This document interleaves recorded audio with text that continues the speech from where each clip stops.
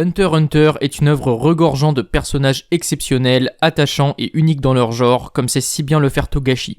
Parmi eux, les antagonistes brillent particulièrement, bénéficiant d'une écriture riche et de spécificités les rendant tous utiles au développement de l'histoire et offrant toujours un grand divertissement pour le lecteur comme pour le spectateur. Chacun des personnages de l'œuvre peut se targuer d'être unique et distrayant, mais l'un d'entre eux se distingue en particulier, Hisoka. Salut à tous, c'est Avoc, bienvenue dans cette nouvelle vidéo dans laquelle je vous propose une analyse complète du personnage d'Hisoka, qu'il s'agisse des inspirations de Togashi pour le créer, de son histoire, de sa philosophie et de ses pouvoirs, ou encore des théories concernant son avenir dans l'arc du continent caché. Hisoka est sans aucun doute l'un des personnages les plus célèbres et appréciés des fans d'Hunter x Hunter, et les raisons expliquant son immense popularité sont nombreuses. La plus importante d'entre toutes, c'est qu'Hisoka est marquant. Son design haut en couleur, sa personnalité complexe et imprévisible et sa puissance lui permettent de crever l'écran et de voler la vedette aux autres personnages lors de chacune des scènes dans laquelle il est présent. La première apparition d'Hisoka a lieu au chapitre 5 du manga au début de la première épreuve de l'examen Hunter, dans le souterrain de Zaban. Dès cette première apparition, Hisoka vient remettre en question l'univers établi précédemment. Ses vêtements colorés et son aspect de clown viennent immédiatement trancher avec les designs plus classiques du reste des personnages, tandis que sa puissance et sa brutalité marquent l'arrivée d'une première couche d'obscurité dans un monde jusqu'ici plutôt calme et lumineux. L'apparence physique et le comportement d'Hisoka s'expliquent en partie par les inspirations de Togashi pour créer le personnage. Des inspirations issues de la pop culture bien sûr, comme le personnage du Joker ou encore Kafka de Final Fantasy, Togashi appréciant grandement les jeux vidéo, ainsi que le monde de JoJo's Bizarre Adventure pour certaines de ses poses et attitudes excentriques. On peut également y voir une référence à son œuvre précédente, Yu Yu Hakusho, le design d'Hisoka et sa personnalité excentrique rappelant le personnage de Suzuki. D'une manière plus générale, la figure du clown maléfique est un classique de la culture populaire et se retrouve dans de nombreuses œuvres. Le clown personnage de cirque se retrouve dans des racines très anciennes. Le personnage d'Arlequin de la Commedia dell'arte italienne, forme de théâtre très répandue dès le XVIe siècle dans lequel il existe un schéma classique de personnages stéréotypés, dont l'Arlequin, habillé de vêtements colorés et d'une manière similaire à un clown, qui joue classiquement un rôle de perturbateur. On retrouve également la figure du clown dans le jeu de cartes français standard, datant du XVe siècle, dans lequel 4 familles de cartes sont présentes, cœur, trèfle, pique et carreau. La carte du Joker, ajoutée vers le milieu du 19e siècle, a permis de dynamiser certains types de jeux, le Joker pouvant jouer lorsqu'il est présent le rôle de carte la plus forte et prendre la liberté d'appartenir à n'importe quelle famille. Ainsi, tel le Joker du jeu de cartes, Hisoka peut s'adapter, prendre le parti qui l'arrange le plus et changer de camp comme bon lui semble, comme on le voit à plusieurs reprises au cours des différents arcs. La puissance démesurée d'Hisoka dans l'arc de l'examen Hunter en fait immédiatement une menace et un obstacle semblant infranchissable pour les héros, dont on sait pourtant qu'ils devront inévitablement finir par l'affronter et risquer leur vie contre lui. Cette puissance couplée à une personnalité mystérieuse et atypique permettent aux spectateurs ou aux lecteurs de comprendre que l'univers d'Hunter x Hunter est sans doute bien plus sombre et vaste qu'il apparaît au premier abord, et établit un parallèle avec la pensée de Gon qui passe progressivement d'une vision pure et naïve du monde à une réalisation de la violence de celui-ci. Le numéro 44, qui est celui d'Hisoka durant l'examen, est d'ailleurs une connotation à la mort, le chiffre 4 lui étant associé dans la culture japonaise. La relation entre Gon et Hisoka est fondamentale dans la construction de l'histoire et en particulier dans les premiers arcs. Comme expliqué au passage dans ma vidéo analyse sur Gon et Yusuke que je vous invite à aller voir, Hisoka va indirectement jouer un rôle de mentor pour Gon en décelant en lui un potentiel hors du commun et en le poussant à devenir plus fort, que ce soit lorsqu'il le met au défi de réussir à le frapper au visage pendant l'examen pour lui rendre son numéro ou encore en l'obligeant indirectement à apprendre le nen dans l'arc de la Tour Céleste. Chacune des apparitions d'Hisoka sera synonyme d'avancée importante pour l'intrigue et les protagonistes et débloquera souvent des situations compliquées. Étant la plupart du temps un adversaire, il pourra aussi se montrer un allié de circonstance dans les arcs de Yorkshire City ou de Grid Island par exemple, aidant les héros à atteindre leurs objectifs. Hisoka agit à la fois par opportunisme, ayant toujours quelque chose à gagner lorsqu'il rend service à quelqu'un comme ce fut le cas dans l'arc de Yorkshire City lors de sa collaboration avec Kurapika, mais également par plaisir. En effet, Hisoka peut être vu comme une incarnation de la philosophie hédoniste qui prône la recherche du plaisir comme bien suprême. Toutes ses actions sont en effet vouées à le satisfaire et à lui apporter du plaisir. Bien qu'étant extrêmement impulsif et imprévisible, pouvant aisément céder à des pulsions meurtrières, il sait également se montrer patient et rationnel, n'hésitant pas à laisser le temps aux gens qui l'intéressent de devenir plus forts pour retirer un maximum de plaisir en les affrontant plus tard, comme c'est le cas avec Gon, sa cible favorite, à tel point qu'il est prêt à le protéger tout au long des différents événements de l'histoire pour le voir atteindre son plus haut potentiel, le comparant à un fruit devant encore mûrir. Tout comme Hisoka aime construire des châteaux de cartes durant son temps libre pour finir par les démolir, il se comporte de la même manière avec Gon. C'est donc dans le combat et la violence qu'Hisoka se satisfait pleinement, son plus grand objectif étant de se mesurer et de tuer les adversaires les plus forts possibles, d'où son intérêt obsessionnel pour des personnages tels qu'Astro, Netero ou Kuroro bien évidemment. Les dialogues d'Hisoka dans le manga sont souvent ponctués par des symboles d'une des 4 familles de jeux de cartes, le cœur étant utilisé quand il s'adresse à quelqu'un qui suscite son intérêt, et de nombreuses connotations sexuelles sont associées au personnage, ce qui a conduit un grand nombre de fans de l'anime à conclure qu'Hisoka aurait des tendances pédophiles en raison de son intérêt pour Gon et Killua. Mais en vérité, la perversion d'Hisoka va plus loin et ne s'arrête pas à une attirance spécifique, ayant également montré des signes d'intérêt assez clairs pour Machi par exemple. La véritable attirance d'Hisoka est celle pour le combat contre des individus puissants, sans distinction d'âge ou de sexe. Hisoka, bien qu'intéressé par les enfants, n'est pas un lâche, en cela qu'il n'hésite pas à combattre contre des adversaires qu'il estime plus forts que lui, et semble ne pas avoir peur de la mort, comme on a pu le voir à l'issue de son combat contre Kuroro, dans lequel il trouve même un moyen pour ressusciter. Il va sans dire qu'Hisoka est un combattant exceptionnel, maîtrisant le nen à la perfection, et est globalement un individu extrêmement rusé et intelligent, ayant souvent un coup d'avance avec une capacité d'adaptation phénoménale, que ce soit en combat ou dans les moments plus ordinaires. Il est à la fois très doué pour estimer la force des individus d'un seul coup d'œil, mais également pour analyser les comportements suivant le type de nen, ces analyses servant encore de base à bien des théories sur son fonctionnement. Hisoka est d'une certaine manière un enseignant et un fin psychologue. Naturellement capable d'analyser ses adversaires, il n'hésite pas à exercer une forme de contrôle psychologique, que ce soit par la peur qu'il inspire, par la manipulation et par le fait de pousser ses adversaires dans leur retranchement jusqu'à leurs limites mentales pour les faire sortir de leur état normal. Cela a pu se voir par exemple dans l'épreuve finale de l'examen Hunter quand Hisoka chuchote à Kurapika qu'il sait des choses sur la brigade fantôme pour exacerber sa haine, puis abandonne le combat, ou encore quand il affronte Goto et l'oblige à utiliser ses pouvoirs à son maximum, ou bien dans sa conversation avec Illumi où il le teste en lui demandant s'il peut tuer Killua. En raison de tous ces traits de personnalité inquiétants, Hisoka présente des symptômes assez clairs de psychopathie, ou à défaut de sociopathie, étant à la fois calculateur, ne privilégiant que son intérêt comme expliqué précédemment, tout en étant parfaitement conscient de ses actes.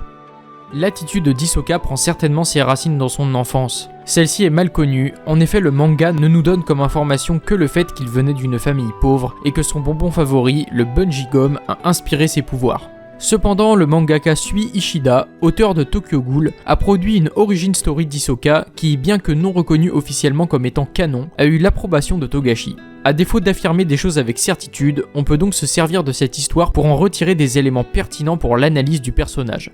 L'histoire nous raconte le passé d'Hisoka alors qu'il est déjà un jeune adolescent, retrouvé inconscient et recueilli par la troupe de cirque de Moritonio, un acrobate talentueux et utilisateur de nen expérimenté. Petit à petit, il va prendre sa place dans la troupe de cirque et préparer avec eux une représentation pour des personnalités importantes et être initié au nen par Moritonio. L'idée de spectacle est d'ailleurs un parallèle intéressant avec le passé d'acteur de Kuroro. On découvre alors qu'il est un prodige du nen, capable de l'apprendre en quelques séances seulement, en maîtrisant rapidement le ten et le ren. On apprend également qu'Hisoka est capable, simplement en observant les numéros des autres membres de la troupe, d'apprendre à la perfection leurs mouvements et de les battre à leur propre jeu, que ce soit en jonglage ou pour les tours de magie qu'il maîtrise déjà à l'aide de ses cartes fétiches. Entre-temps, un tueur en série sévit en ville et s'en prend à un membre de la troupe, et Hisoka finit par comprendre que c'est Moritonio lui-même qui se cachait derrière les différents visages pris par le tueur en utilisant la fameuse technique de la texture trompeuse. Hisoka le vaincra en combat et le tuera, maîtrisant par lui-même l'usage du Gyo avant de quitter la troupe pour de nouvelles aventures. Cette histoire est intéressante en cela qu'elle montre les prémices de la psychologie et des pouvoirs d'Hisoka. À la fois un génie naturel, capable de s'adapter et d'analyser rapidement ses adversaires, il sera capable de s'éveiller au nen en un temps record et de devenir un excellent combattant. On comprend également que la texture trompeuse viendrait d'un pouvoir qu'il a copié et fait sien, et que son Bungee Gum prendrait inspiration dans les mouvements d'acrobate du cirque. Dans ses relations avec les autres, le jeune Hisoka semble également détaché et ne pas juger les meurtres commis par Moritonio, ne souhaitant qu'une seule chose, se mesurer à lui et montrer qu'il est le plus fort en prenant un grand plaisir durant le combat. Ce détachement, cette liberté d'action qui caractérise Hisoka, se retrouvera ensuite à l'âge adulte, devenant de lui-même le Joker d'Hunter x Hunter, capable de s'allier ou de trahir n'importe qui sur un coup de tête tant qu'il en retire un bénéfice personnel.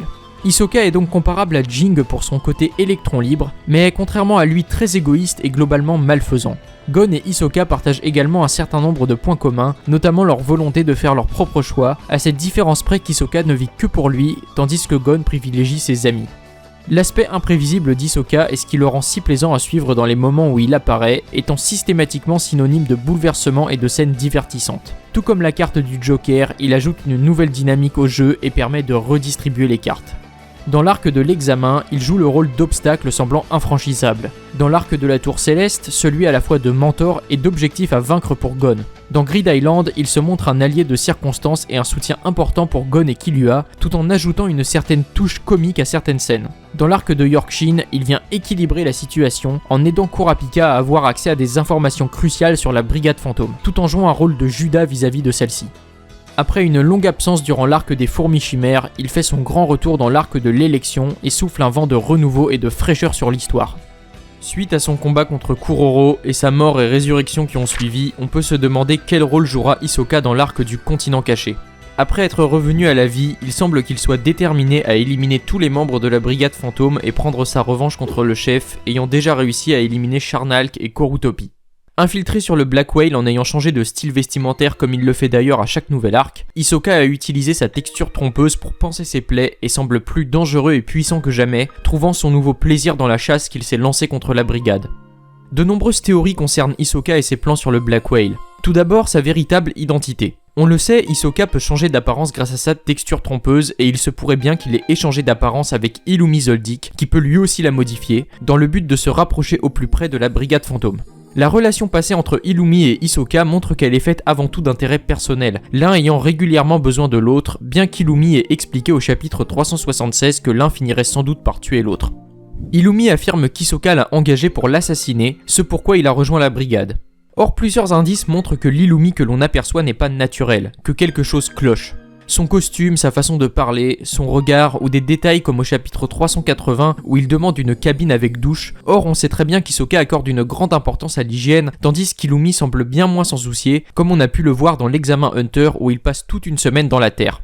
Kaluto semble d'ailleurs surpris par les propos et l'honnêteté d'Illumi, semblant sorti de nulle part. Enfin, la couverture du tome 36 met Illumi en position centrale, une fleur à la main, montrant qu'il pourrait bien être celui semant la mort des membres de la brigade, ceux étant déjà morts étant justement représentés par des fleurs. Illumi n'a également pas de nez ou de bouche, évoquant un dicton japonais selon lequel les morts ne parlent pas, renvoyant donc à Hisoka. Cela pourrait sembler tiré par les cheveux, mais dans le même tome, Togashi évoque un spoiler, et la cover du tome 30 s'était déjà avérée riche en indices. Paris Stone et Sayu y sont en effet les seuls à avoir les mains dans le dos, et se sont finalement avérés être les traîtres au sein de l'association.